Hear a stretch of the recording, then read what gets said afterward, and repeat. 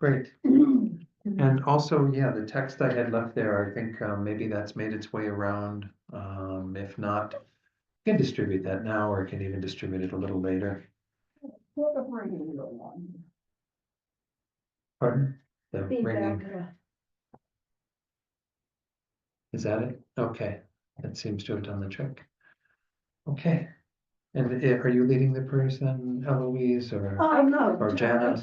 Well, that's right. Jana's been the one leading. Yes. Yeah, wonderful. Jana's our Uzi. Wonderful. Do you want? Did I not have you? I can share it on the screen too, No, but it'll take me a minute to find the file. But will folks at home need it? Yeah. You know what I'll do? Here it is, Prayers for Teaching. It was up because I had it on last night when I was at TNL. So let me just, oops, do my screen share. Oh, sharing's not turned on.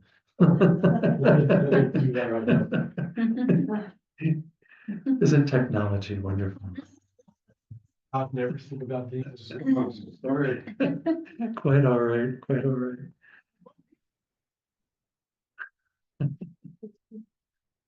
Always remind ourselves of everything that we do. There's still a little bit of a ringing. I don't know. Yeah, there's a bit of rain. Maybe I'm going to take the volume down on this a little bit, because maybe that's going into there and feeding back from there. I don't know. There, maybe, I don't know. Okay, thank you, John. All right. 60. Thank you. Okay, so Jana will lead us in the prayers. Praise to Shakyamuni Buddha 3 times in English. To the founder, The endowed transcendent destroyer, the one gone beyond, the foe destroyer, the completely perfected, fully awakened being, perfect in knowledge and in good conduct, Sugata, knower of the world, supreme guide of human beings to be tamed, teacher of gods and human beings, to you, the completely and fully awakened one, the endowed transcendent destroyer, the glorious conqueror, the subduer from the Shakya clan, I prostrate, make offerings, and go for refuge. To the founder, the endowed transcendent destroyer, the one gone beyond, the foe destroyer, the completely perfected, fully awakened being, perfect in knowledge and in good conduct, Sugata, knower of the world, supreme guide of human beings to be tamed, teacher of gods and human beings, to you, the completely and fully awakened one, the endowed transcendent destroyer, the glorious conqueror, the subduer from the Shakya clan, I prostrate, make offerings, and go for refuge. To the founder, the endowed transcendent destroyer, one gone beyond, the foe destroyer, the completely perfected, fully awakened being, perfect in knowledge and in good conduct, Sugata, knower of the world, supreme guide of human beings to be tamed, teacher of gods and human beings, to you, the completely and fully awakened one, the endowed transcendent destroyer, the glorious conqueror, the subduer from the Shakya clan, I prostrate, make offerings, and go for short mandala offering once in Tibetan. Sajipo ki ju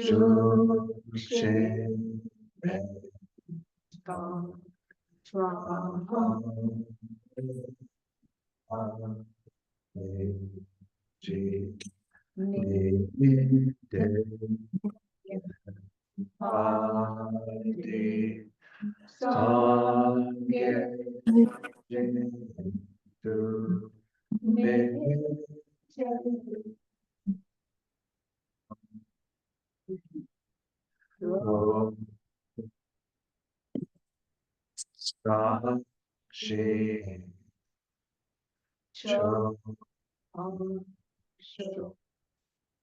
Idam Guru Vatnam Mangala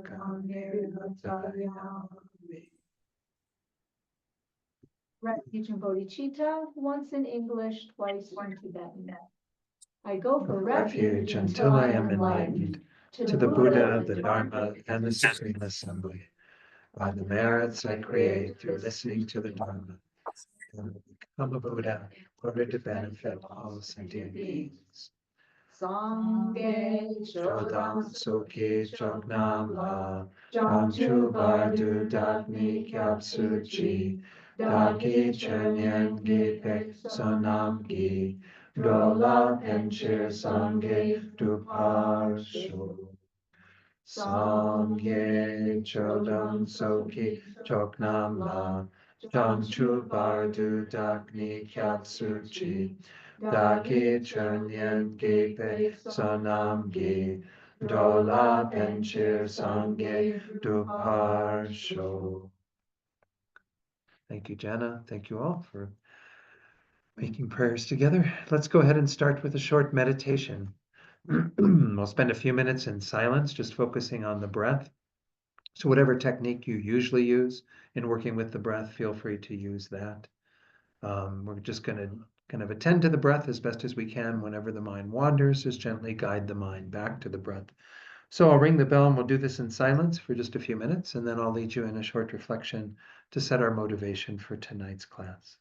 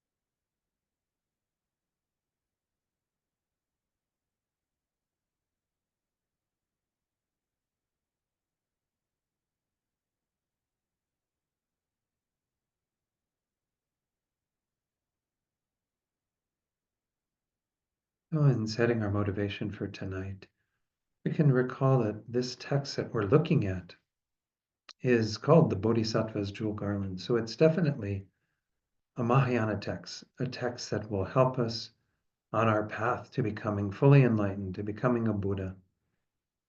So it's really crucial that we bring the motivation of bodhicitta to our time together, so that we engage in these teachings with that motivation, planting the seeds for each of us to achieve the full potential that we have, complete Buddhahood, so we then can help other beings.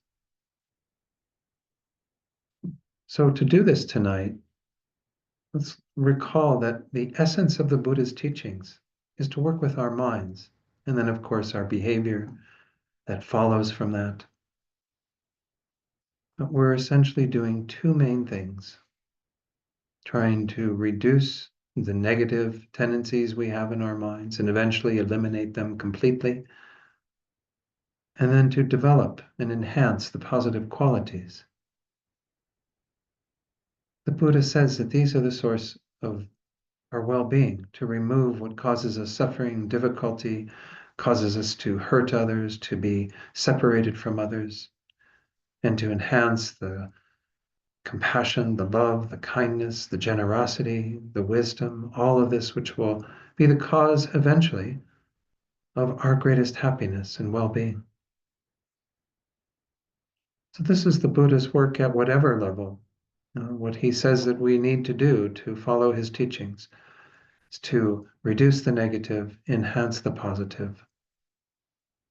And the results of Buddhahood even encompasses those two ideas: the complete purification of everything that is negative and the complete development of all that is positive. This is what we're here to do, to continue to generate the causes for that eventual result.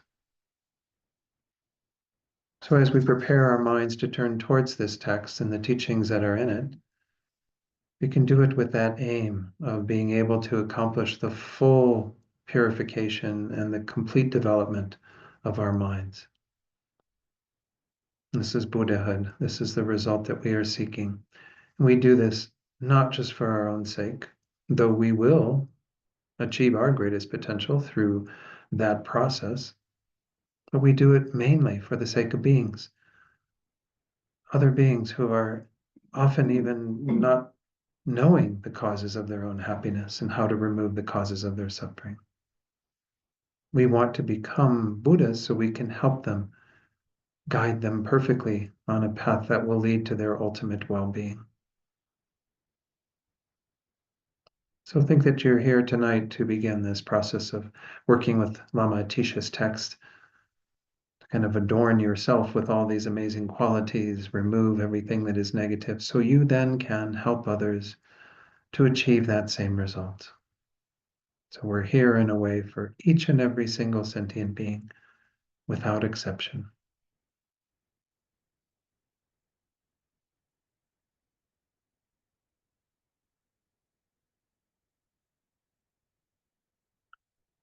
You can open your eyes and we'll start the class. So again, we are living in some interesting times, I think, to put it mildly. When I was having dinner with some of you, someone brought up about, well, am I going to talk at all about what's going on in our world? I mean, not in a general sense, yes. I mean, I don't want to get into specifics because I don't really want to get bogged down in all of the intricacies of what's going on. But certainly when we see that there are events happening in our world, and of course, this has been the nature of our world since beginningless time, it's not like we're dealing with something new where suffering is being caused and people are not getting what they necessarily need for their happiness and well-being. So we just have to be attentive to that and recognize that everything's an opportunity to practice. As I was saying in the motivation tonight, those two main tasks of reducing the negative tendencies, increasing the positive ones, our task is the same regardless of what's going on in our world around us. If everything's peachy keen and wonderful and all the sun is shining and everything, that still doesn't mean that the job's done. We still have to work on our minds. We still have to develop our qualities. We still have to remove our anger or jealousy or attachment, what have you. So the work is the same regardless of what's going on in the external environment, though obviously the work of addressing what's going on in our external environment is also a part of the process. In Buddhism, we don't maybe emphasize social engagement as much, though certainly that is an aspect of Buddhism, socially engaged Buddhism, to actually be attentive to what's going on in our politics, in our world, and be responsive to that as best as we can. And doesn't mean that because we're all waiting to become a Buddha to help others, that we can't help them now, that we can't do things that will address what's going on in our world around us. So I don't want to in any way discourage people from doing that, sign as many petitions, go to as many rallies, do as much as you can, from wherever you are and however capable you are of participating in that, to make your voice heard, to have an opportunity for that side of it to be expressed, because a lot of what we're seeing in our world is fairly cruel and is fairly insensitive and irrational even, so we have to be a voice of reason. We have to be a voice of compassion and kindness. We have to be the voice that always is trying to be as responsive to the needs of all beings. And when it's being responsible or responsive even to the needs of those that we see on the quote other side, rather than getting so divisive around things, we also want everyone to have what they need for their happiness and well-being. So, even those who are leading the opposition or whatever. So I think that this is something that we just, as I said, our work doesn't change. Just we have to find perhaps more skillful ways of being in the world. Do whatever we can. I don't know that I have any other advice beyond that. The interfaith group that I sit with in Santa Fe, Interfaith Leadership Alliance of Santa Fe, we're meeting on Tuesday to kind of do like a 3-hour meeting to figure out what are our action plans for the year and how do we deal with deportations and other issues that could affect our community. And certainly I hope something similar is happening here in Taos, what have you, so that people are somewhat prepared and begin to already think about how do we band together to create a more unified voice against a lot of what's going on, when we see that people will suffer from much of what's happening. So again, the work is still there to do, and that's what we're going to be doing in this course, is learning a bit more about Lama Atisha's advice on how to go about being in the world as a bodhisattva. This is a very practical text, so I'm going to introduce the text tonight with a few slides that kind of get us into the context of what we're working with, and then I'll even show you all how to access the text in terms of online if you're needing it, but we also do have a copy here in the Gompa. Let me see what's showing on there. Okay, that looks good. I think we got it set up the right way. You're getting the full slide. So let's go to my introduction material. Includes 3 main things. The author, we're going to talk a little bit about Lama Atisha. I'm not going to go into a huge biography. There's actually a wonderful biography that's been published by James B. Apple. I don't know what the B stands for. And he also has some translations of some of Lama Atisha's texts in there. I've read some of it. I haven't read all of it yet, unfortunately, but Lama Atisha, as many of you know, is very involved in our tradition, and I'll talk about him in a moment. The second thing is the context of these teachings, like where do they fit in terms of the overall structure of the Buddha's teachings and what are we working with? I've already kind of talked about that a little bit. And then the text itself, just an introduction to the text, and then we will go into it page by page, verse by verse. So the author is often known as just Lama Atisha. His full name was Atisha Dipamkara Srijana. He was a great Indian master, and he lived from 982 till 1054 of our common era. I'm just going to say a little bit about Lama Atisha's connection with Tibet, because many of you have read the Lam Rim accounts of this, and there's, again, in the biography, a lot more information. But essentially, Lama Atisha was invited to come to Tibet right around 1,000 years ago, when the Buddhism that was there, which had been introduced quite a few centuries before, was in a state of not quite decline, but a lot of disarray and not a lot of clarity around, particularly monastic traditions and what have you. And so the king of Tibet at the time felt that it was really important to have this great master he'd heard of, Lama Atisha, come into Tibet and teach.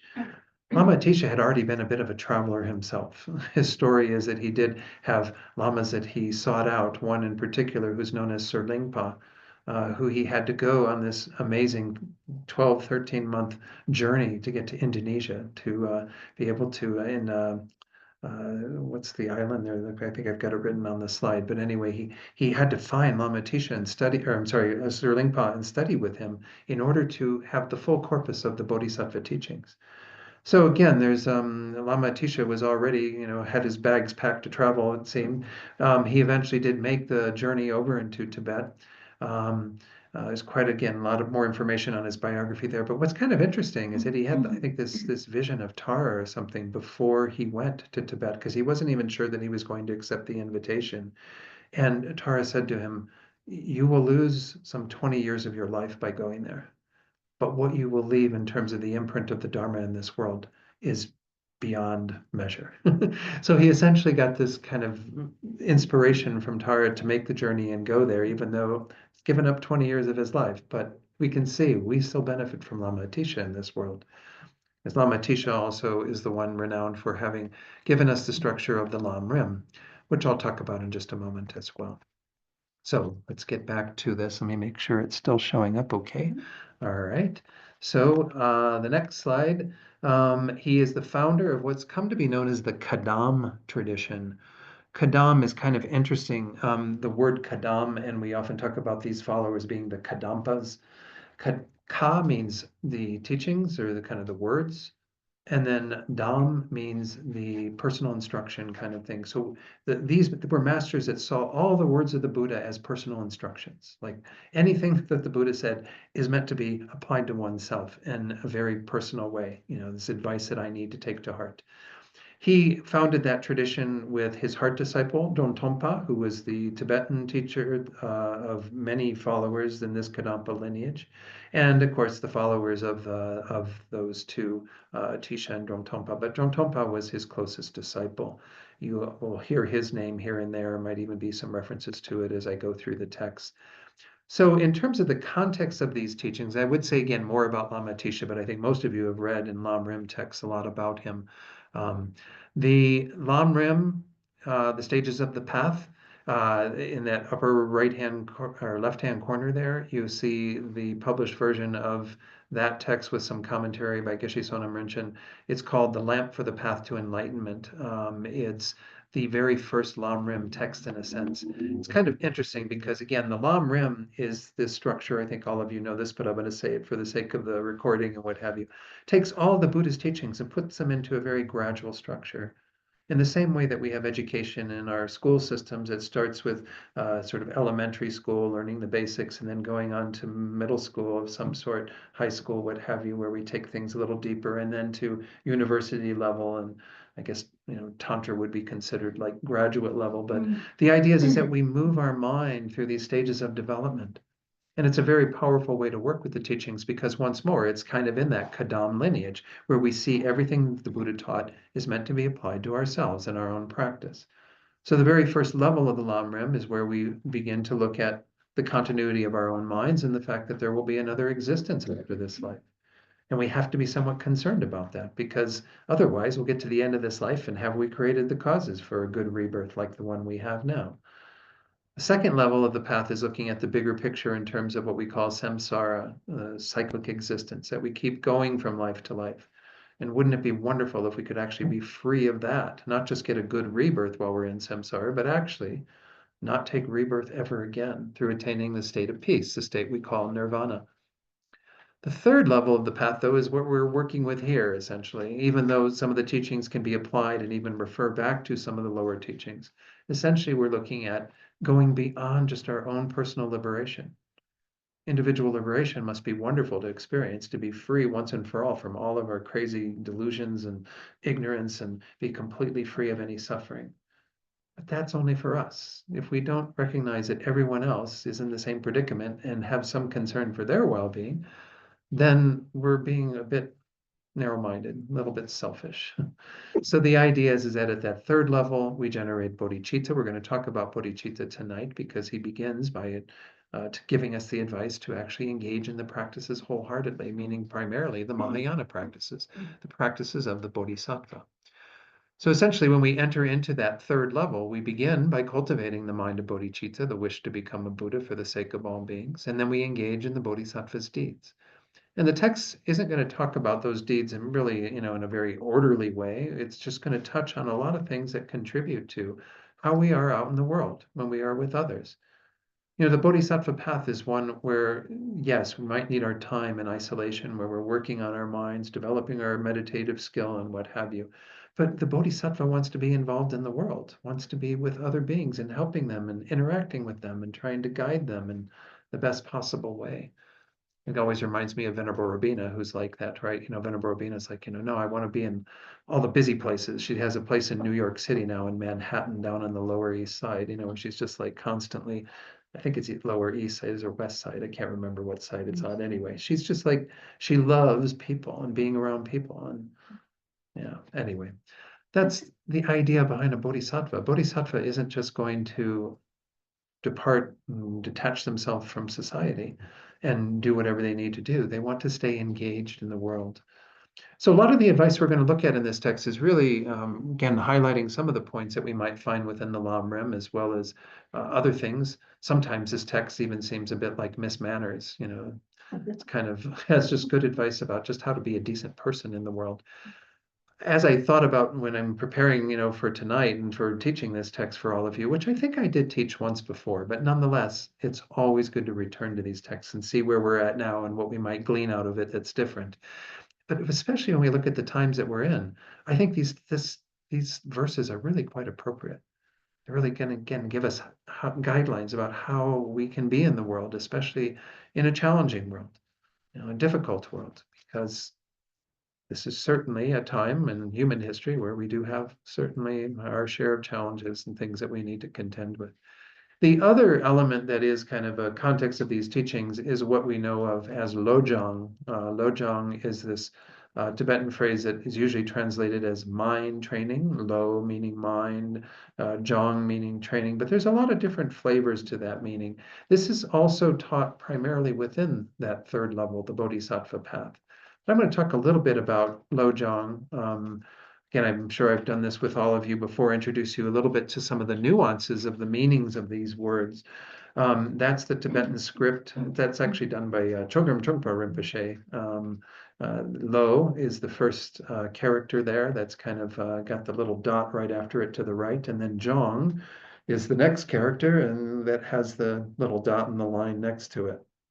These are the Tibetan characters that signify these two words, usually again translated as mind.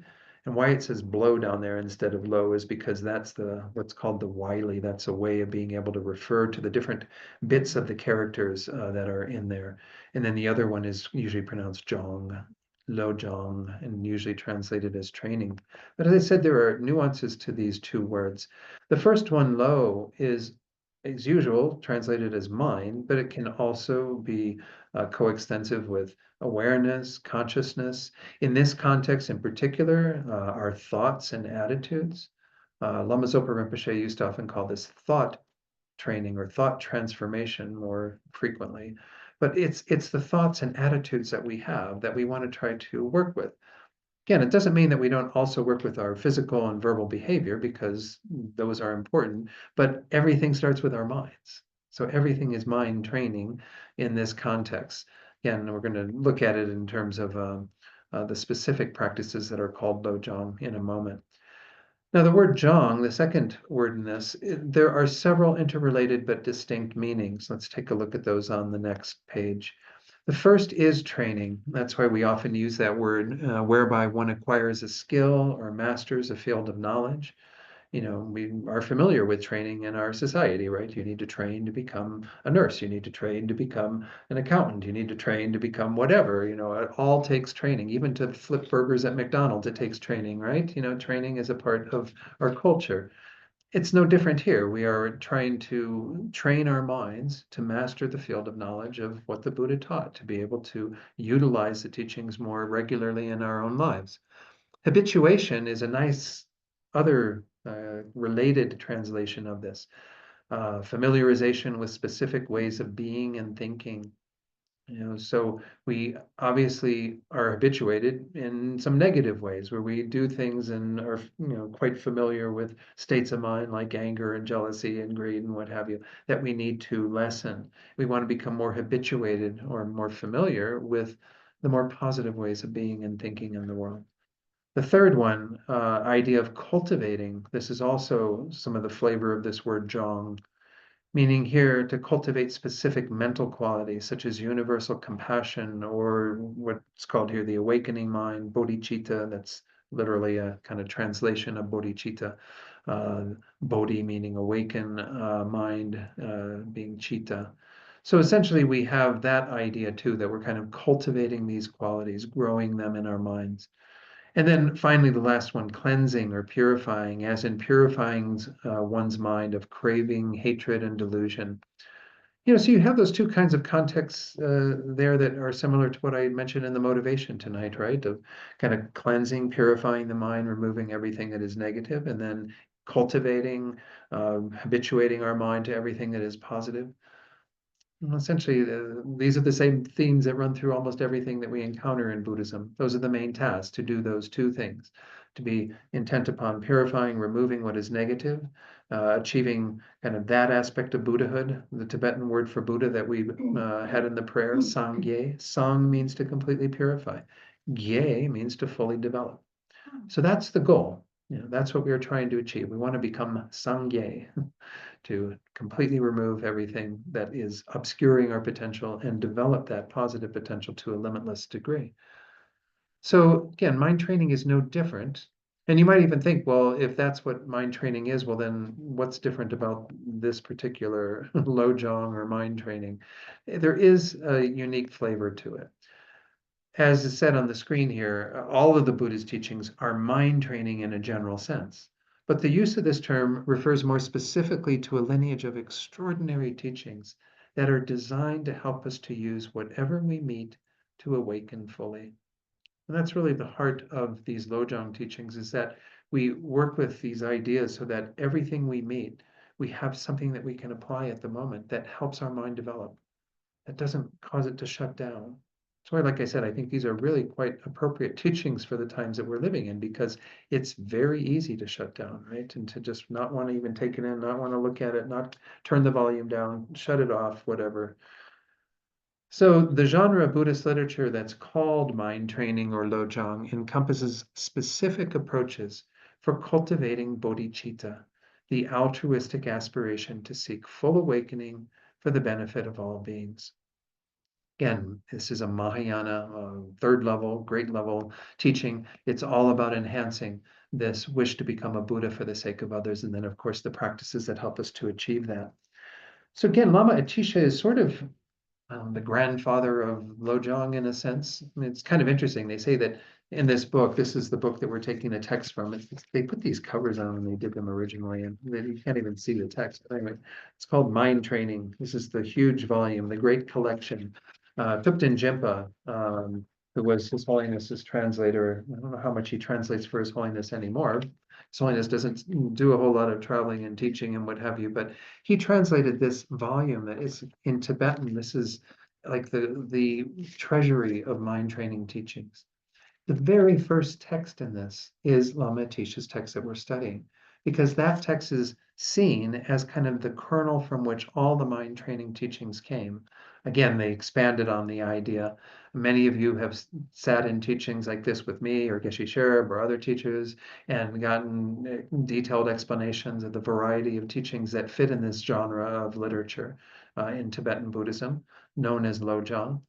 But there are a whole corpus of things that came out, particularly of that Kadampa lineage.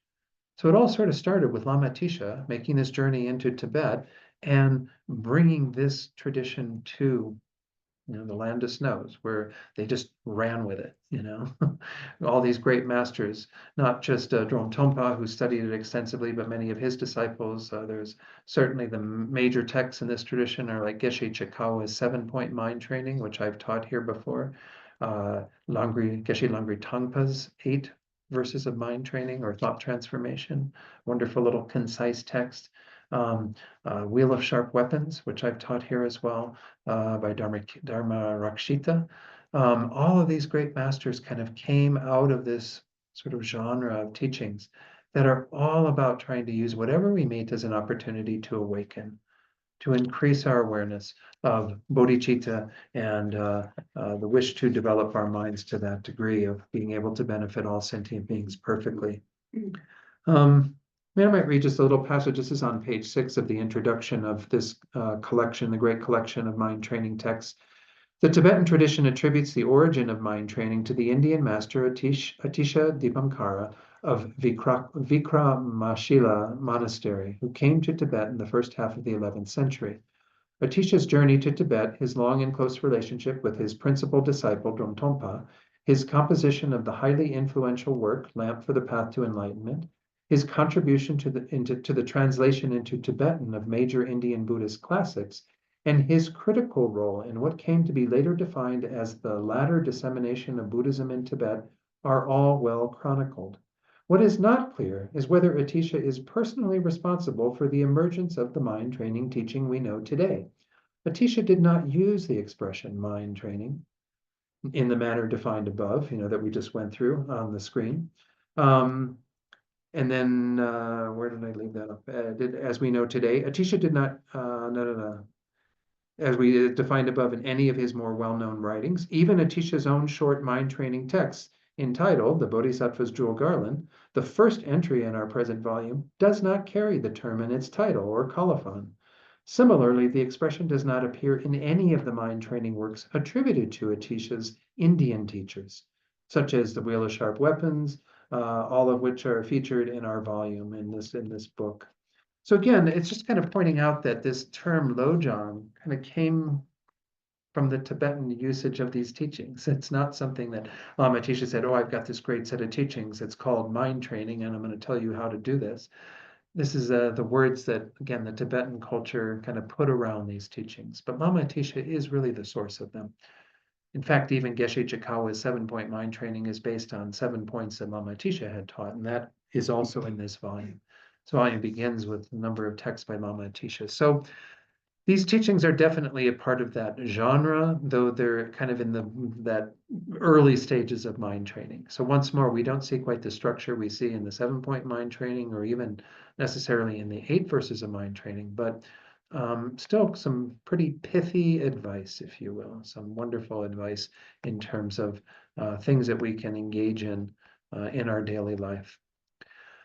Okay, so that's the context of the teachings. Let's talk about the text just a little bit. It is mainly grounded in sutra. Again, sutra and tantra, we delineate as sutra being the more exoteric, the general common teachings that the Buddha gave, whereas tantra is esoteric, is hidden. It's not something that the Buddha gave tantric teachings in a very limited audience to bodhisattvas of great levels, and tantra is something one practices after familiarity with sutra. But there are some tantric references in this that I will be pointing out here and there. Even in the homage at the very beginning, we have a reference to some tantric elements.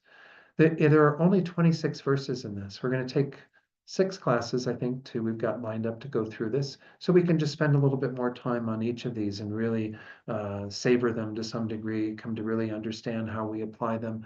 And I hope it becomes somewhat interactive. I tend to go blah, blah, blah, blah, blah so much, that I really want to hear from others and what have you, so we can, again, get some interaction on these verses.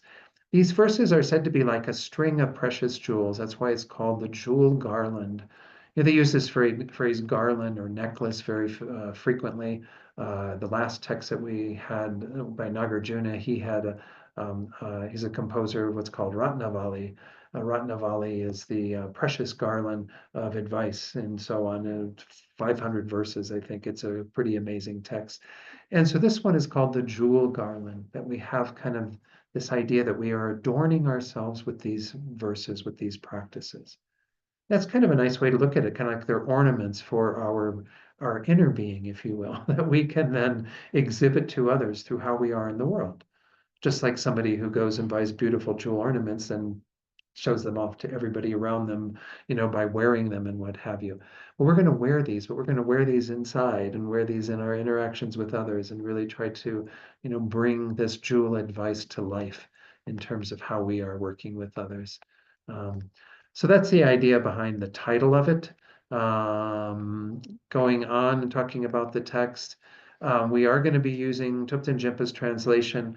I struggle a little bit because, again, in using his translation, it isn't kind of in something that is copyrighted, and I do want to be respectful of that. I'm kind of learning how to be more respectful of that. I think I've been a little lax on that in some of my previous teachings.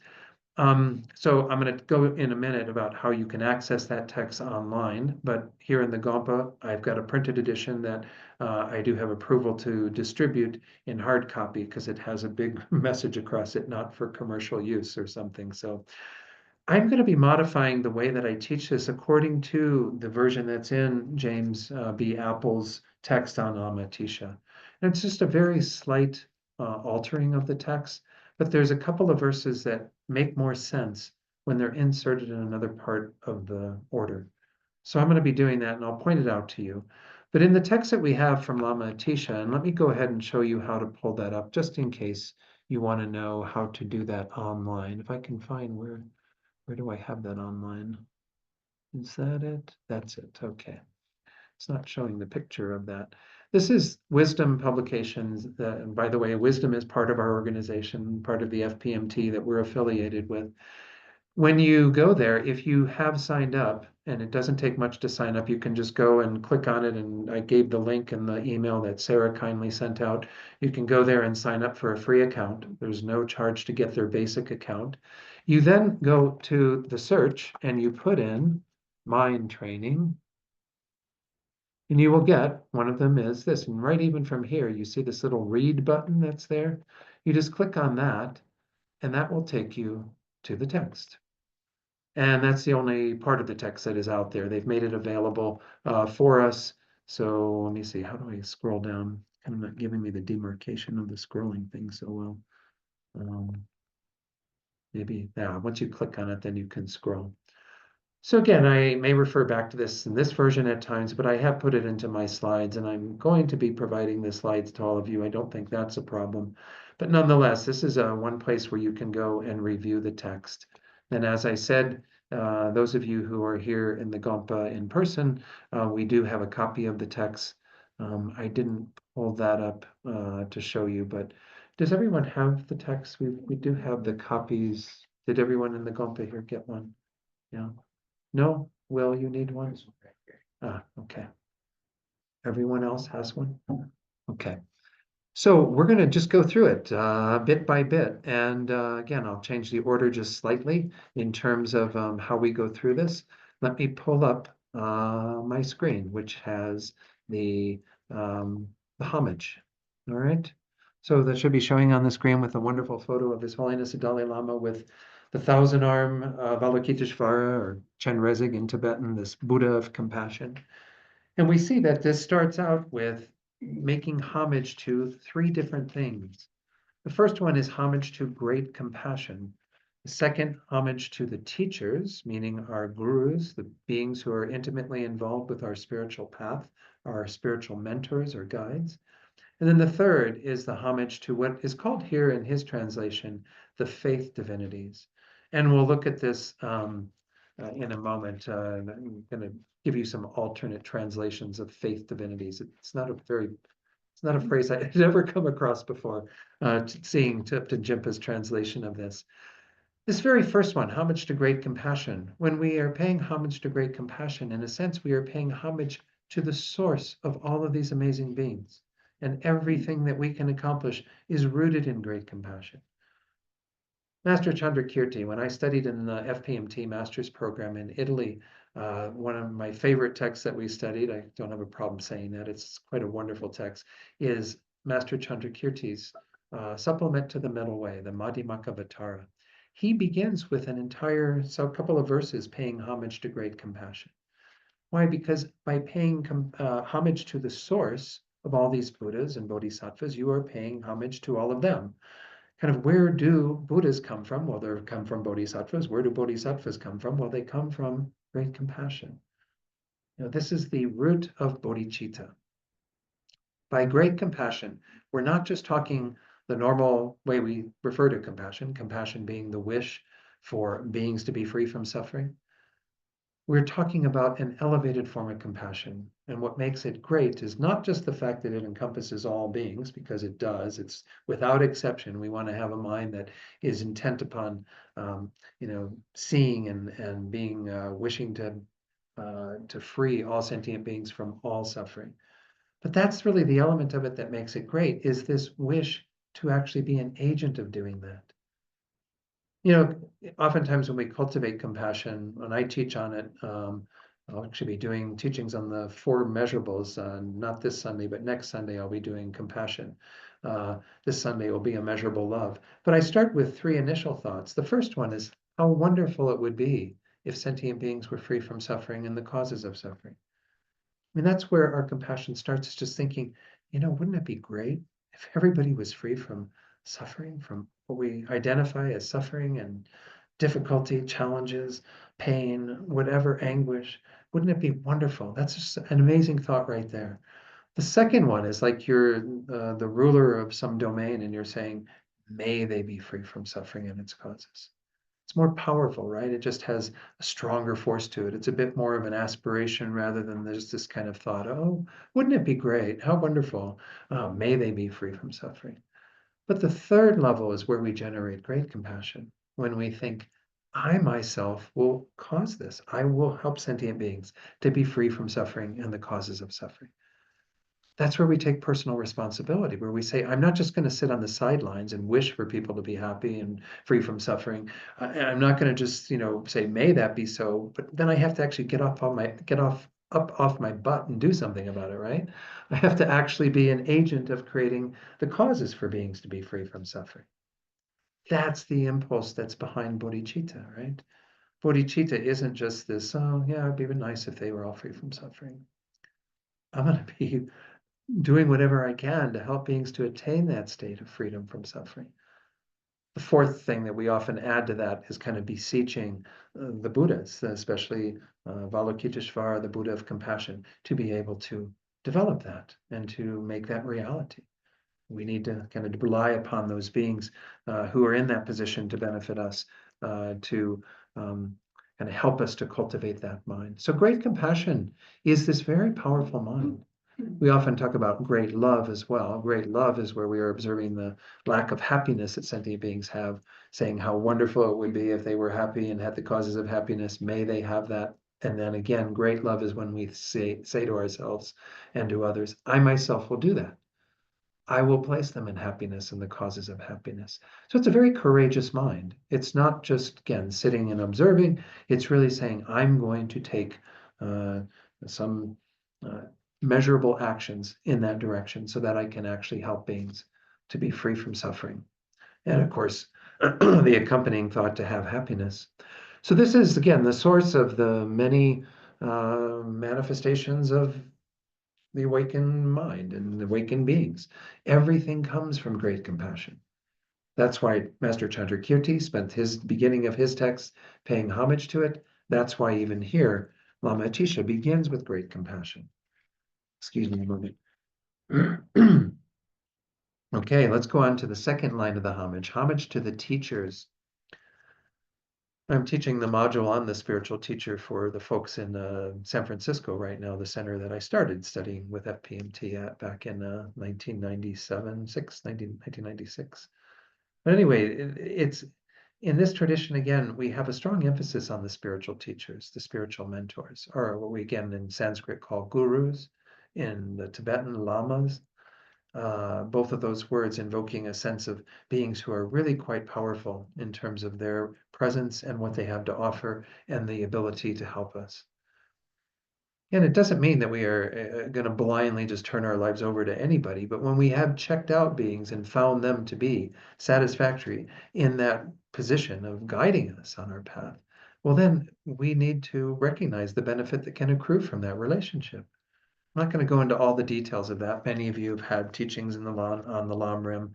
If you have a Lam Rim text like Liberation in the Palm of Your Hand, that's actually the first main meditation topic, because it is said to be, as Lama Tsongkhapa said in his Foundation of All Good Qualities, it is that. That's the very first verse.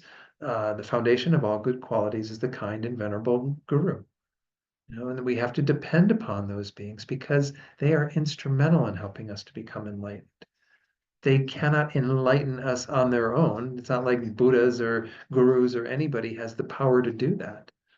But they can certainly show us the way. They can certainly be examples of how to proceed on the path and guide us appropriately. So they play a very fundamental role, and especially in Tibetan Buddhism and especially in Tantra, when you rely upon gurus even much more than we do in Sutra. In Sutra, you already rely on them, but in Tantra, you really need to have the initiation being granted by the guru and the practices and explanation, commentary on all of that. All of that comes from a close relationship with these beings.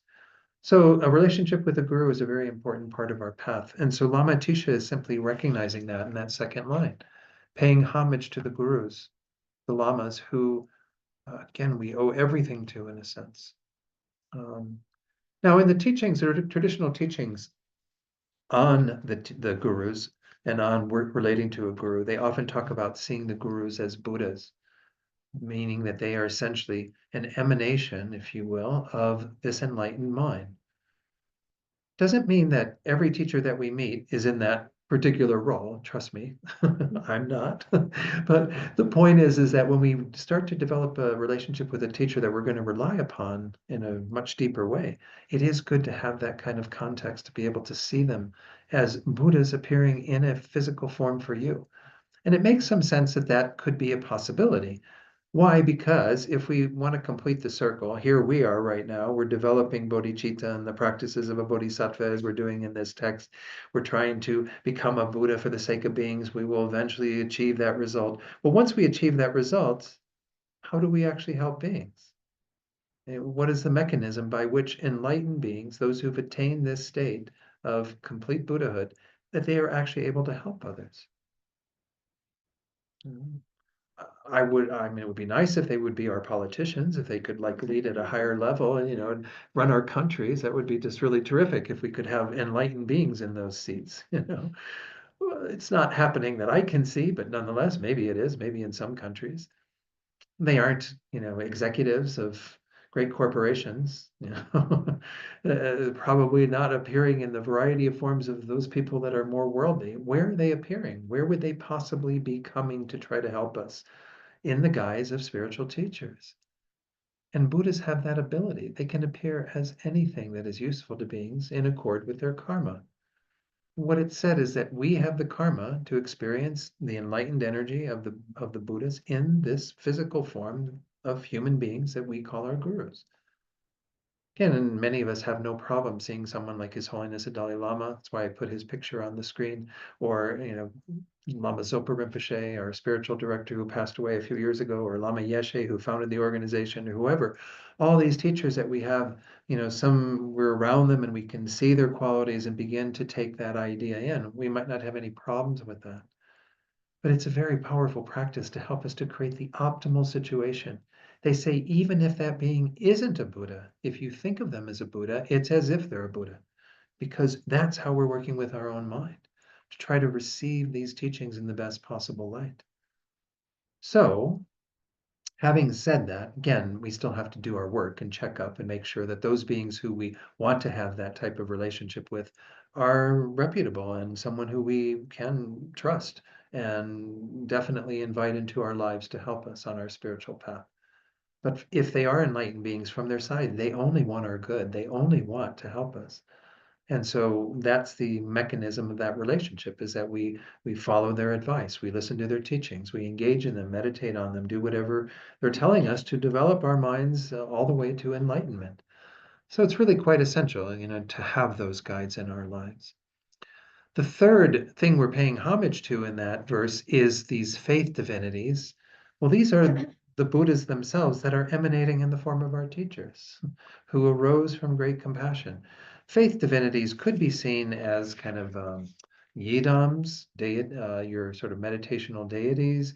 Buddha figures might be another term for this. In fact, I'm going to go ahead and put on the screen Alex Berzin's talking about this faith divinities in his oral commentary on this text. Alex Berzin is a longtime student and translator of Tibetan texts, and he actually received teachings on this from your teacher, Geshe Ngawang Dargye, and I'm going to refer to his teachings on occasion. Atisha also adds then, and this is his translation, I make prostration, I pay homage to the Buddha figures or faith divinities. This is referring specifically in this case, because of the nature of this text, to Avalokiteshvara, or in Tibetan, Chenrezig, who is the embodiment of compassion on the enlightened level, the full compassion of a Buddha kind of manifested in that completely enlightened state. He says it's quite significant that Atisha mentions the gurus first, before the Buddha figures, the Yidams. He does so, and Yidam again is usually translated as meditational deity or meditational figure. He does so because, as is always said, it's through the teachers that one is able to have contact with these Buddha figures. Because the Buddha figures are, again, what's behind the curtain, Pay attention to that being behind the curtain. Again, for His Holiness the Dalai Lama, and I'll put his picture back on the screen, why not, while I'm talking about this. But it is said that, His Holiness, all the Dalai Lamas are said to be the embodiment of Avalokiteshvara, that particular aspect of the Buddhas. Now, when we talk about this being the Buddha of compassion, in this case, the statue that's there behind His Holiness is the 1,000 arm of Avalokiteshvara. And there's a whole story behind that I don't know that I need to go through tonight. But essentially, this is that aspect of Buddhahood that is in a form that we can relate to.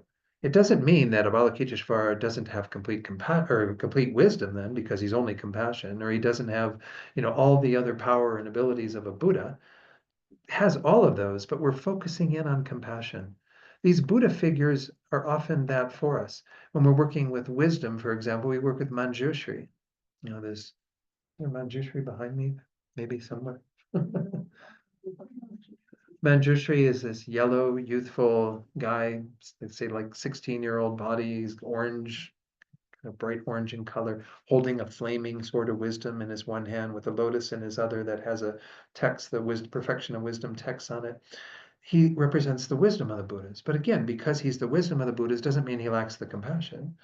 These are just figures that we can use to enhance these qualities because of what they symbolize and what they are the embodiment of. So essentially what we're doing here in this text is kind of interesting. We pay homage to great compassion. We pay homage then to our gurus, who are the avenue through which we can access the beings behind the curtain, if you will, that are appearing in the form of our gurus and helping us on our path. And in this case, that being is that great compassion in physical form, in Avalokiteshvara. So it's placing this text very firmly in the Mahayana lineage and saying, this is what we are about. We are about trying to enhance and develop our compassion to this infinite degree, this great compassion that is embracing the welfare of all beings and using that as our platform, again, to develop bodhicitta and to engage in the Bodhisattva's conduct. So that's the essence of this homage. It's really quite a beautiful homage. And again, why the teacher is put first, as Alex Berzin said, why do we pay homage to the teachers before the guru, before the Buddhas, those Buddha figures? Because that's our conduit, our link to them. Lama Tsongkhapa, who followed, of course, Lama Atisha's teachings and expounded upon the Lamrim to a very large degree, lived about 4 centuries after Lama Atisha. He is renowned for having developed his meditative ability and skill to a degree where he then had the appearance of his guru in the form of that Buddha. In this case, the Buddha Manjushri, who was appearing to him, teaching him on the wisdom path of the Buddha. And so we don't have the karma, at least I'm speaking for myself, I don't have the karma to have Manjushri appear in front of me and teach me, But I've got the karma to have the Dalai Lama and Lama Zopa Rinpoche and all these other beings who are the embodiment of that wisdom and compassion and so on in that form that I can benefit from. That's kind of the miracle of the gurus. We have the Buddhas appearing in a form that we can relate to. Lama Zopa Rinpoche always chuckled when he would say this. He says, you should be so happy that the Buddhas aren't appearing to you in the form of a dog. Rather than in this human form as like a being that we can learn from and relate to. And maybe when our dogs are barking at us, they are actually gurus or Buddhas, and they're like trying to get the Dharma through, but there's a little bit of a communication problem there, right? Can't quite get what the dogs are saying. But it's pretty amazing if we think about this. I know when Alex Sullivan used to come here, he used to call this stuff kind of woo-woo. It's a little woo-woo, right? But this is what we're trying to do. This is what this whole path is about. If we are once more investing at ground level in developing bodhicitta, becoming a bodhisattva, eventually becoming a Buddha, well, then we have to complete the circle. How do we then, in that role of complete Buddhahood, help other beings? Because if we attain that in this life, and it is possible through Tantra to attain enlightenment in this very life, if we do, well, then we will be kind of still in this body as an enlightened being, but of course, having a whole different experience beyond that. We can benefit as long as this body is here, but that body will fall away eventually. Then how do we benefit others? It's said that Buddhas actually have two main ways that they benefit others in terms of categories of what we call rupakaya or form bodies. One of them is quite isolated because it's only for bodhisattvas who have attained higher levels of realization. It's what we call the Sambhogakaya, the enjoyment body or complete enjoyment body. It abides in a pure land. And again, these bodhisattvas, through the force of their deep realization, can actually manifest there. And in this realm, this pure land, receive teachings from that Buddha figure. Now, how wonderful for all them. What about all of us that don't have those realizations? All of us struggling just to get bodhicitta in our minds. This is what we call the Nirmanakaya, the emanation bodies. These are the ways that Buddhas appear in the variety of other forms. And again, they can appear as a dog trying to bark at us and whatever, or they can appear as a bridge, or they could appear as the Dalai Lama or some other, enlightened or being who, again, is enlightened behind the scenes, but has an ordinary appearance like ourselves, who ages like ourselves, who was born like ourselves, who lost his mother like ourselves, and so on. I mean, all of the experiences we see the Dalai Lama going, he's, getting up there in years now, right? And so we're watching this being that's going through all of this, but what's underneath the surface is the enlightened mind appearing in that form. So again, this is one way to think about the teachings and an important part of the Mahayana path because, as I said, it completes the circle. It helps us to understand how we will be able to benefit others through those two main bodies. Appearing in our little Pure Land where we can get to those high-level bodhisattvas, but then appearing anywhere in the world according to the karma of beings, especially the beings that we have some karmic connection with. That's what's kind of interesting because, we might wonder, well, there's all these Buddhas already, they're already working 24/7 trying to enlighten everyone. Well, why do I need to become a Buddha? Well, because you've got karmic connections that are really quite close in this life. I mean, look at the beings who are in your circle of your family, associates at work, whatever, people that you know, friends. You've got a kind of a gathering of people that you may be their access to the Buddha Dharma. You may be their link to enlightenment. His Holiness often speaks that way because I think it is important that we understand the real practical application of our becoming enlightened. If I become enlightened, those that are kind of caught up in the wake of this being known as Don are going to be brought to enlightenment that much quicker as well. So we can become convinced of all of this through our investigation that there are ways that Buddhas are actively engaged in the world. And the primary way is becoming gurus, appearing in the form of gurus. So anyway, that's enough on that topic. I didn't mean to talk about the homage quite so long, but nonetheless, the clock's over here. I just need to make sure it's 7:06 already. Wow. All right, let's go back to the text and go through a few of the verses now. By the way, all texts pretty much have a homage at the beginning. Went through those for Alex's words. Okay, so this is the first two lines. I usually kind of refer to lines of them as A, B, C, D. So verse 1, A, B. These are the first two saying, discard all lingering doubts and strive with dedication in your practice. Again, I'm going to probably, this will take the rest of tonight to just do a bit of a commentary on this because it's saying kind of abandon any of these doubts that we might have about the path and our ability to attain it and so on. Kind of set all of that aside, and strive with dedication in your practice, meaning essentially the Bodhisattva practice, the practice of the great scope, the Mahayana. So, of course, at the root of the Mahayana is this mind of bodhicitta, as I mentioned earlier. That's the entryway into this third level of the stages of the path. Essentially, the very first level, once more, is where we begin acknowledging that we have this human life and this wonderful potential, but we're going to die. We might end up in an unfortunate state. We need to find some safe direction, something to help us to be free of that possibility. That's the Buddha, Dharma, and Sangha, refuge, and then particularly the teachings on karma. That's the very first level of the stages of the path. That's where we kind of begin setting our sights on changing our situation, but only in a very temporal way. We're only going to make sure that we get good rebirths rather than ending up in unfortunate states, being reborn as animals or hungry ghosts or hell beings or whatever, all these beings that don't have the opportunity that we have. In this human life, we have incredible opportunity to practice the Dharma. So also, we have a lot less suffering generally than those other realms. But essentially, this is where we're looking at our situation in terms of a very limited perspective. Just what do I get for my next life? The second level, again, is where we look at the bigger picture of, yeah, even if I get a good existence, even if I'm born a human again, I'm still in cyclic existence. I'm still in samsara. So the second one also does deal primarily with our own situation. We just look at it and go, okay, I need to be attentive to myself and have compassion for myself. That is really where we start our compassion, is by looking at ourselves and having greater compassion for our future existence, as well as for our wanting to be free from all of this nonsense, attain our own nirvana, our own state of peace.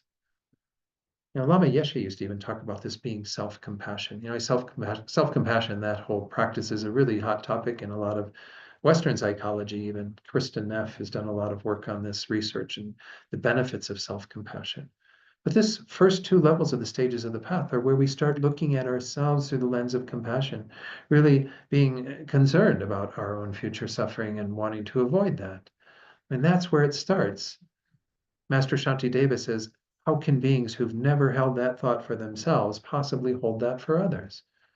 And that's why we have to begin with compassion for ourselves. That's why the Lam Rem is taught in this order, so that we learn how to care about our own well-being in a much deeper way. Right now, we care about our well-being, but it's primarily, diluted. Not like, oh, if I get this and I get that, and try to make myself happy in this very fleeting, temporary way, that somehow that's all going to amount to a happy life. But instead, we're actually not being very kind to ourselves at all. We're just increasing our attachment and desire and our frustration when we don't get what we want, and so on. We have to go to deeper sources of this and understand that we can attain those ourselves, and that's the compassion we want to generate, is a wish for us to be free of our own suffering in future lives, as well as continuing to be in samsara.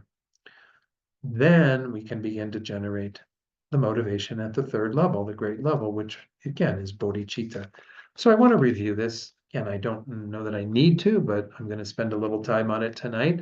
Most of you have had teachings on this, and I think I will set up like a little folder, and then Sarah can send out just the link to the folder, and I'll just put new stuff in the folder on my Google Drive, and then you can access that there. I've got a little one sheet thing of all of these various steps that I'm going to be introducing you to.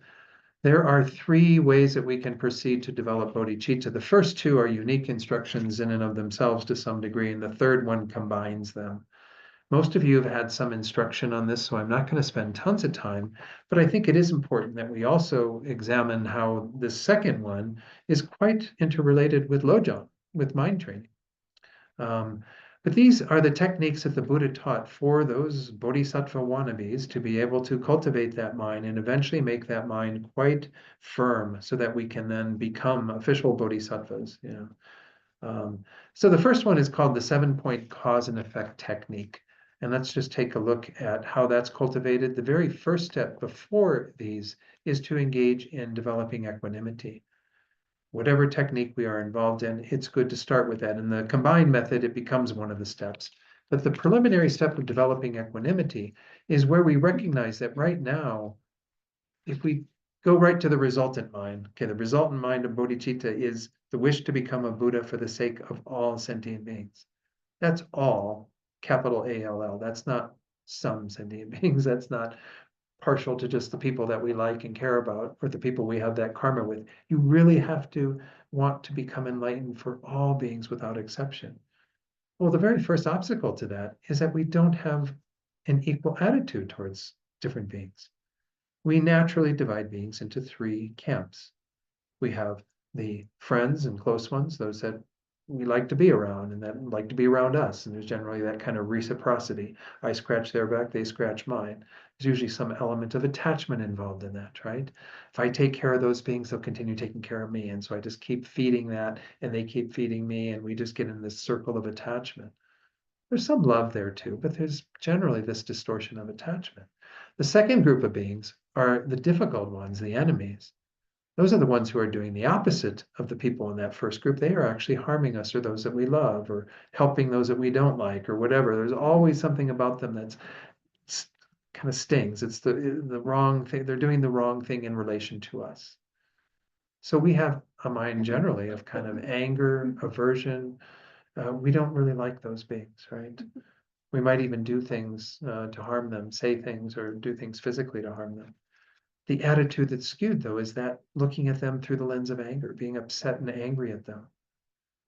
Third group are everyone else. Pema Chodron calls these neutrals. I usually just refer to them as strangers. These are beings, and when Pema Chodron talks about them, she says they are beings who haven't yet entered your life to be determined whether they're a friend or an enemy yet. They're kind of out there on the periphery. They're in the back. We don't really have much to do with them. Occasionally they break through. Like if you see on the news or something, the suffering that's going on in Gaza or what have you, and you go, oh, wow, those poor beings, they're just suffering so bad. And you go to the computer and you write, send in your money so that you can contribute to their welfare. You might become moved by the suffering of those beings occasionally, but generally we have the distorted attitude of indifference towards them. We just kind of don't really care that much about them, their welfare. Those three attitudes are what we need to get rid of, because you're not going to get everybody to be a friend. That's not going to happen. I was teaching on equanimity last Sunday at TNL and pointed out that even the Buddha, fully enlightened being, he had his cousin Devadatta who didn't like him, right? Tried to kill him and tried to have elephants stampede over the Buddha, So it's like, if the Buddha's got an enemy, well, what hope do I have of having everyone become my friend, right? So again, we can't possibly think that everybody's going to become close to us and very dear to us and kind to us and wonderful to be around. So we have to change our minds with regard to these three beings, three groups of beings. Means having this mind of equanimity, even-mindedness.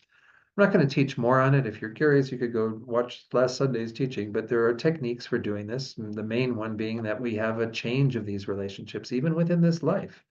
Some people might start off as an enemy, and then, we get to know them in a different context, and then we're like, oh, that person's actually not that bad. Come on, you're my friend now. Well, what are they really? Are they the enemy or are they the friend? You have one attitude towards them there, and you have another attitude towards them here.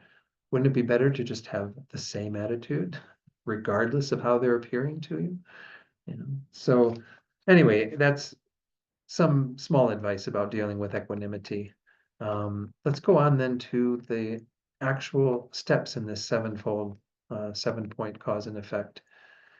The first three are really kind of the setup. After we develop some even-mindedness, we first of all see that all beings have actually been our dear, kind mother or father, whatever it is you're most comfortable working with, best friend, whatever. The idea is that because we've been in different relationships with all beings since beginningless time, as we've traveled from life to life, every being has been in a role where they've been very, very dear to us. Of course, they've also been in a role where they've been our worst enemy. We're not denying that, but how does that help? To focus on that. We're going to focus on when they've been incredibly kind to us. That's the second step, remembering their kindness. We don't remember it actually, like, oh, when Jana was my mother and, 18 lifetimes ago, well, then, she did all this and that and whatever. I infer kindness, because this is how mothers, fathers, beings who are dear to us act towards us. They take care of us, they nurture us, they protect us.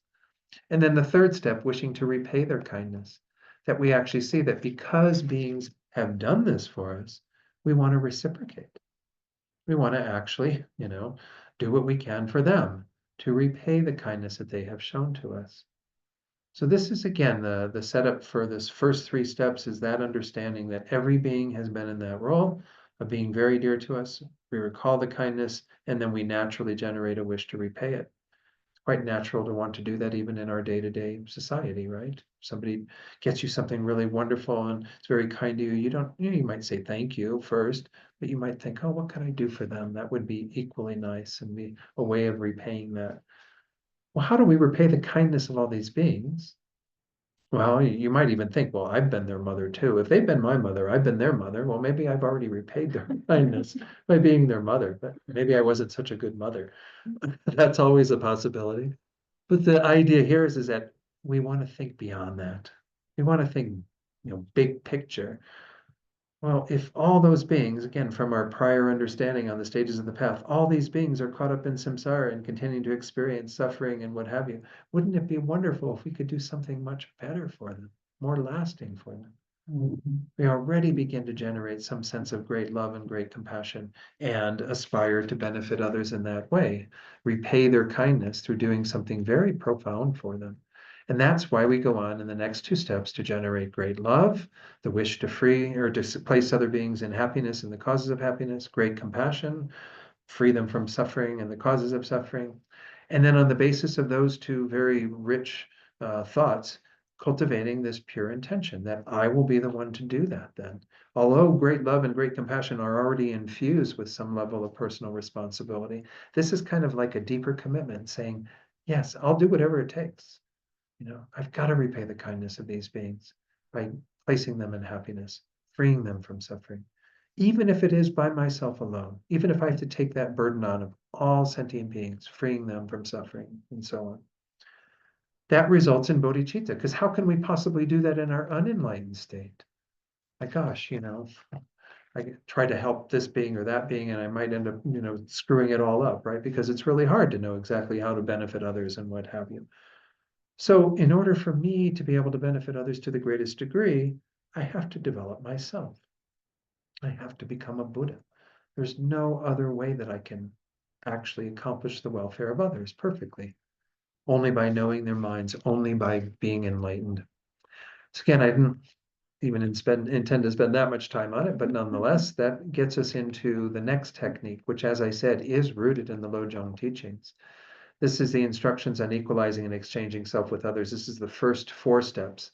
And then we have the remaining steps that kind of mirror the compassion and love and so on, but they do it in a slightly different way. The first one, equalizing oneself and others, I might mention that this whole technique is all about the fact that we tend to think that we matter more than other beings.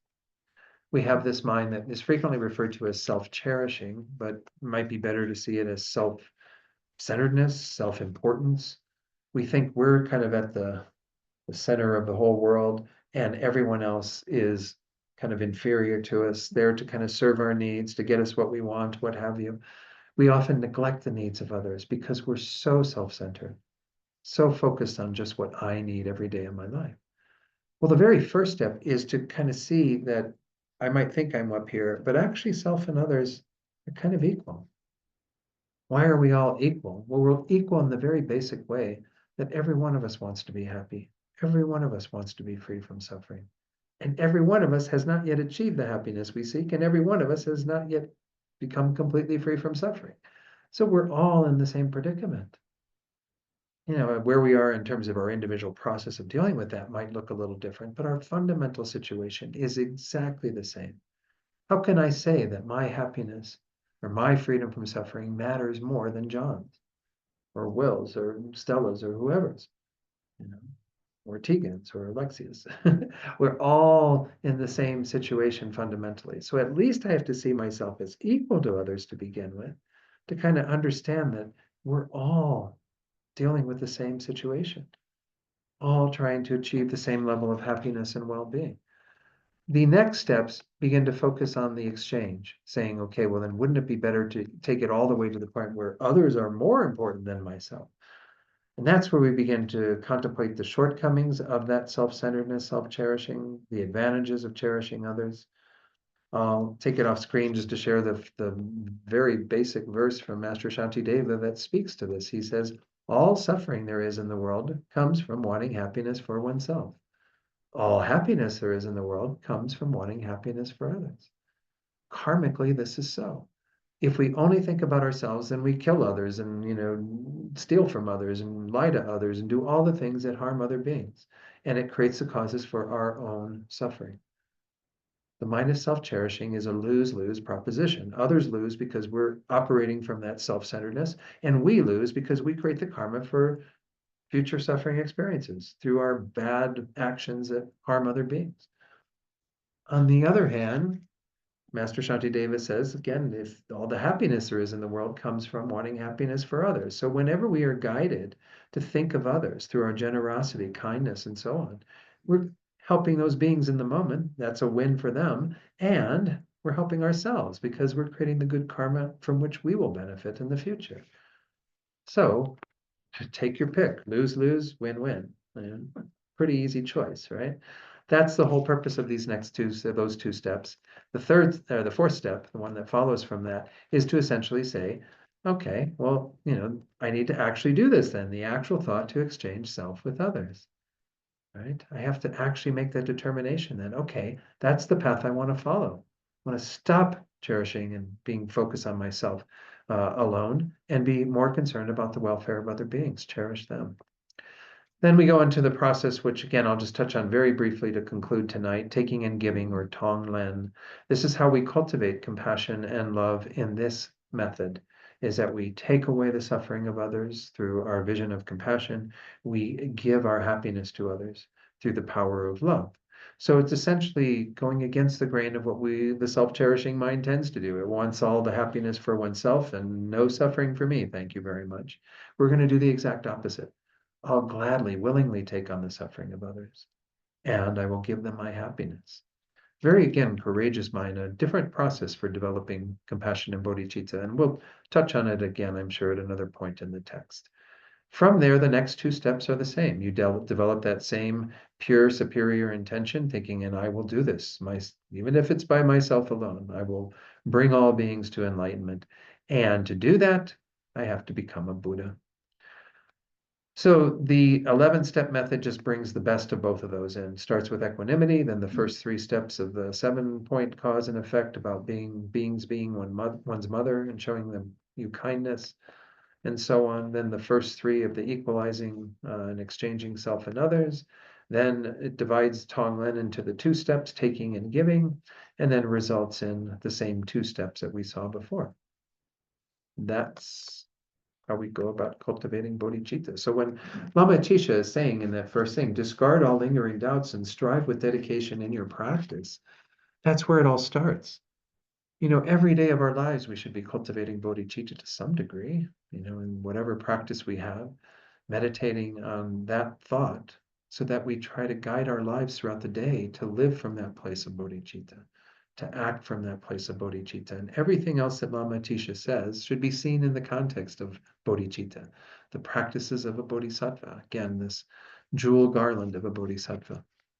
So we got about 5 minutes. Let me see if there are any questions or comments from anybody on that little bit of an introduction to the text. We won't be going into that much detail on just on every 2 lines, but this is just to get us in the ballpark and start working with this. Anything online or in the Gulpa?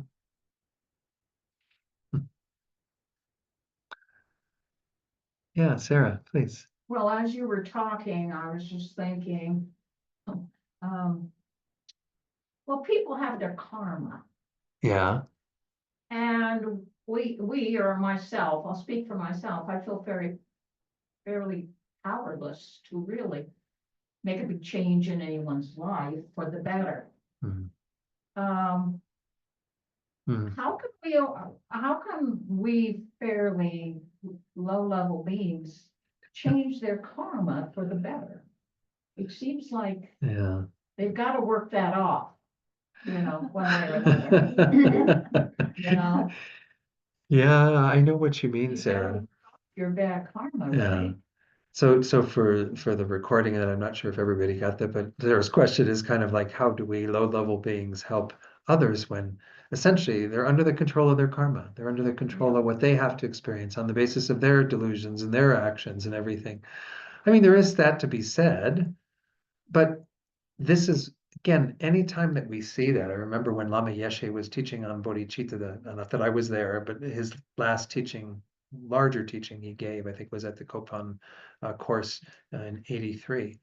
He was talking about bodhicitta, and he said, that one of the most frustrating things that we have in our lives is we can't help others to the degree that we would like to. And like when I was reading, I go, yes, this is so true. I mean, we see people. I mean, and look at the world we're living in right now. We have so many people that are really callously, cruelly going about actions that they know are going to harm other beings and having no regard for it at all. Like, who cares? I just want it done. I want this to be done. And so we see them, and it just breaks our heart that we can't do more to affect them, to have some sort of positive influence on them that will steer them out of that. I don't know. How do we do that? I think once more, Lama Yeshe's answer to that was, well, you just goes back to bodhicitta. It just goes back to us continually feeding into this mind that says, I have to become more qualified to benefit others. I have to develop my mind so I can benefit others. And I often use the analogy when I talk about bodhicitta of like a young girl who has a lot of people with cancer in her family. Maybe, a parent that died of cancer and a sibling who's dealing with it and aunt and uncle or whatever, sees all this cancer around her. And she says, I want to do something about cancer. I want to help people with cancer. Well, when she's 5, 6 years old, is she going to be able to help people with cancer? No, because she's not qualified to help people with cancer. So she makes that determination with the motivation to benefit others by helping them with their cancer. I'm going to go to elementary school and go to high school and go to university, medical school, become an intern, do whatever I need to become an oncologist or a researcher, whatever she needs to do to help beings with cancer. That's the driving force through it all, though, that every time she looks and sees all these people with cancer that she can't help right now because she's not yet a doctor that's fully qualified, feeds into her desire to become that, a being that can help others. Because once we do become a Buddha, I mean, maybe it's frustrating for Buddhas too, because they do say, as I said earlier, that Buddhas can only really help others to the degree of their karma, right? Because if the Buddhas could enlighten us all, they would have already done it, right? So we are blocked to some degree from the Buddha's enlightened energy and activity by our own karma. We are working on, removing that and having that not be so much of an obstacle so that we can then bask in the glory of the enlightened waves of the Buddha's energy and blessings and what have you. But here we are at our situation looking at sentient beings who we're not even in a position like the Buddhas are in to be able to emanate to the best ability of benefiting those beings. So we have to at least get to that level.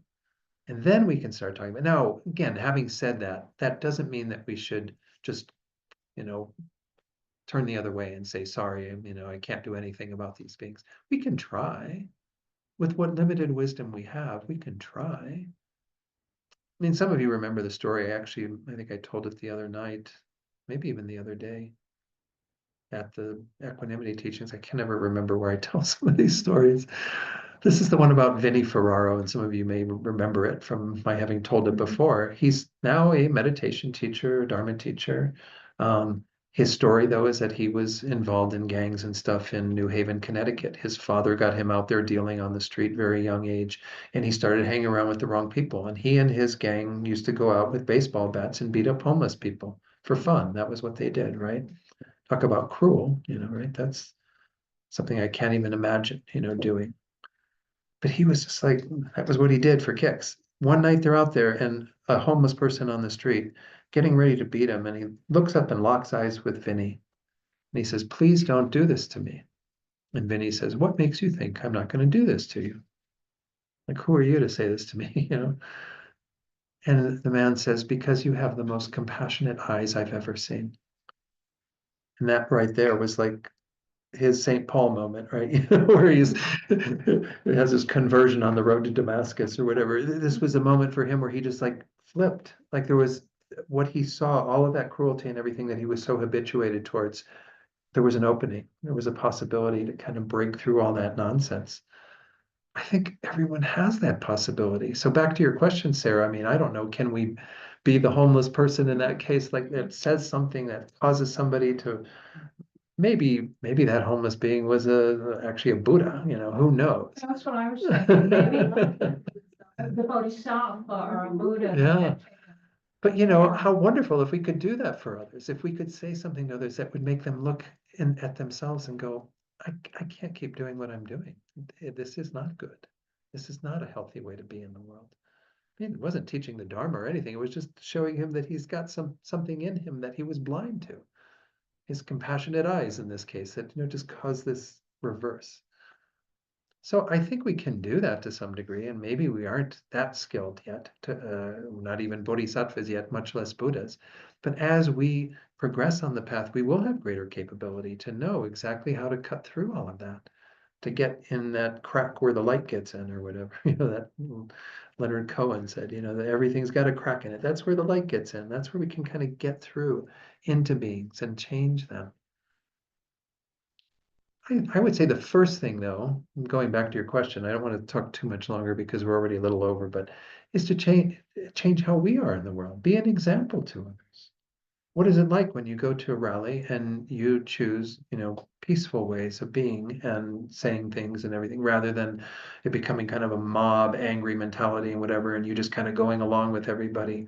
What is it like to be there and be intent on still being there for the cause that you're there, but not wanting to adopt violence or violent thoughts or actions on the basis of your own practice? We often teach best by example. And then we can learn over time to teach through our words, through other actions, what have you. But don't give up on them. Those beings can be, you can get through to them. It just means that we have to do more work to become better qualified ourselves. Thanks for that question, Sarah. Yeah, Mary Jo. Do you think thoughts also, do you think it needs to be words, or could thoughts also make it? The question is, does it need to be words, or can thoughts also be satisfactory or sufficient? And I think, yeah, absolutely. I mean, helpful? and helpful. I mean, it really does start with our thoughts, certainly. Anything that we say or do should come from positive thoughts, or else, again, we're going to only get into trouble karmically. But even just the thoughts, I think, is helpful. Lama Zopa Rinpoche, going to our current president, again, I'm try to avoid politics in terms of I don't know how everybody votes that comes to these teachings, and I don't want to, be saying bad things about anybody, really. Lama Zopa Rinpoche in 2017 at the Light of the Path retreats in North Carolina, at the end of each teaching, or each day's teaching, when he did the dedications, and he did the Bodhicitta verse that we're going to recite in a moment, he would say, "And may bodhicitta be developed in the hearts of all Americans, especially Donald Trump." It would make that look really clear, and that's like the most wonderful thing to wish for Donald Trump. If you don't like Donald Trump and you think that he should change his actions, is may he have this heart that's rooted in great compassion and great love for all beings and only wants to become a Buddha for their sake. That is that selfless and dedicated that all of his actions would follow from that mind. Wouldn't that be wonderful? Once more, like I was saying earlier, wouldn't it be great if our Buddhas were appearing as, political figures? If that's a powerful thought, and he articulated it in words, but we can have that thought when we're doing this dedication tonight. Hold that thought about everyone who's involved. If you have that feeling about government right now, because I don't want to make assumptions, but if that's your feeling about the government right now, wish for them to have that type of mentality, to be able to live their lives from a place of incredible compassion and love. I think it's very powerful. Yeah. And this might be a little simplistic, but I had a friend one time who was waiting on the bench for somebody to pick her up out at Walmart. And so she just started thinking to each person that went past, may you be peaceful and well. And she just kind of did that as a practice while she was waiting for her friend. Yeah. And that seemed like a good thing to do Yeah, at that yeah. time. Yeah, that's a great practice, Mary Jo. Kind of thinking, may you be peaceful, may you be happy with everyone we meet. Richard Gere talks about that in the Discovering Buddhism video that's done for the Bodhicitta module, that he started living his life with, rather than his first thought whenever he saw somebody is this a good person? Is this a bad person? Is this somebody I should just avoid? His first thought was, may you be happy. He said it was a most powerful practice because he found that how he related to others changed on the basis of that, and often how they related to him changed. So I think thoughts are very powerful. They can influence how others are with us and how we are in the world. Okay, sorry I took everybody over again. I joked the other night that this is going to be on my tombstone. Don, he always went over by a few minutes. And then I joked saying, well, maybe my death, I'll go over a few minutes. So I can actually stay living for a few more minutes. Anyway, sorry about that. So Jana's gonna lead us in, oh, do we have the dedication list? Is there stuff?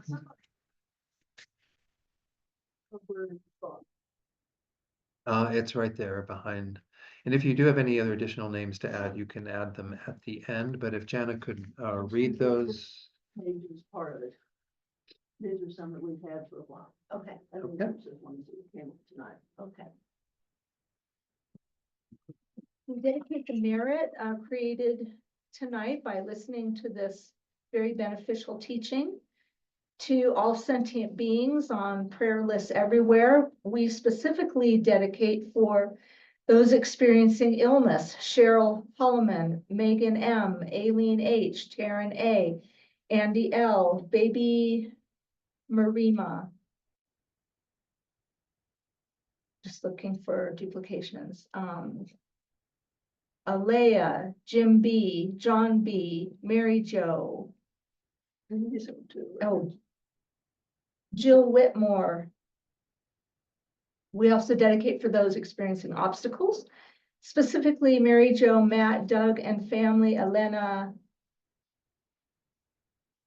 Aileen and Doug H, Sarabi and family, Diane and Andy, Louise B, Kathy N, Mary Jo, Jenny L, and also those who have died recently or who are dying: Isaac Padilla, Aileen, the airliners that have gone down, Bubba the horse, Leonard's kitten, and Legend the horse, and all those affected by the fires in the Los Angeles area. And then Alexia's added for death, Nathan Knowles, it's up on the screen as well, Janet. Oh, And Jay it's Healy. not. Oh, it's not Perry. Oh, sorry. I thought mine was replicating. Okay, Nathan Knowles, Knowles, and Jay Healy, Healy. Okay, Tell me the last one. Jay Healy. J. All right. All right. We could dedicate for, it's Alexia who was feeling Oh, poorly yes, tonight, let's right? dedicate for- Yeah. Hope you feel better, Alexia, and Tegan, that you don't get sick. But thank you both for joining tonight.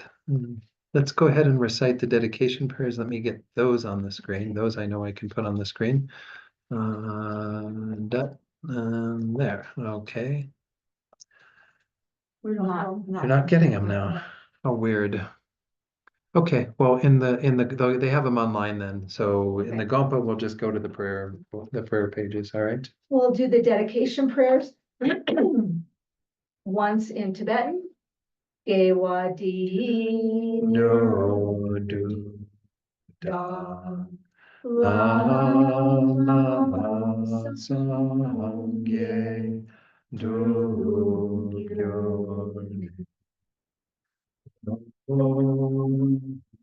Che Kya Mahalu De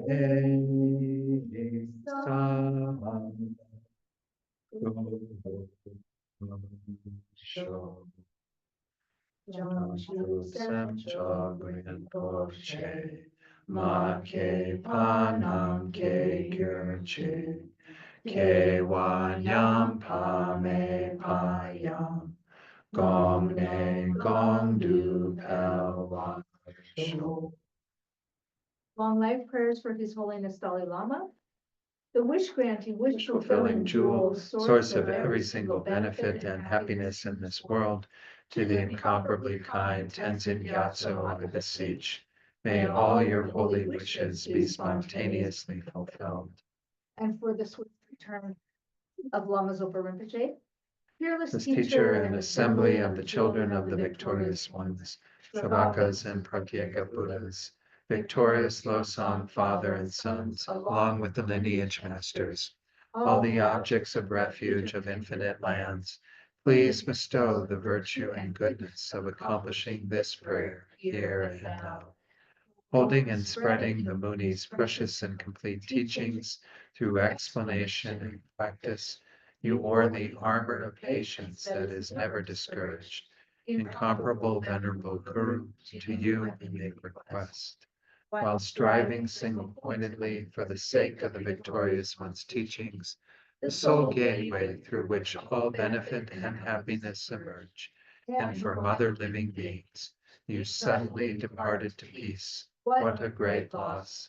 Nevertheless, through the undeceiving truth of the blessings of the ocean of the three jewels, And the great waves of Bodhicitta of the children of the victorious ones, may the smile of a reincarnation swiftly beam in glory for fortunate disciples.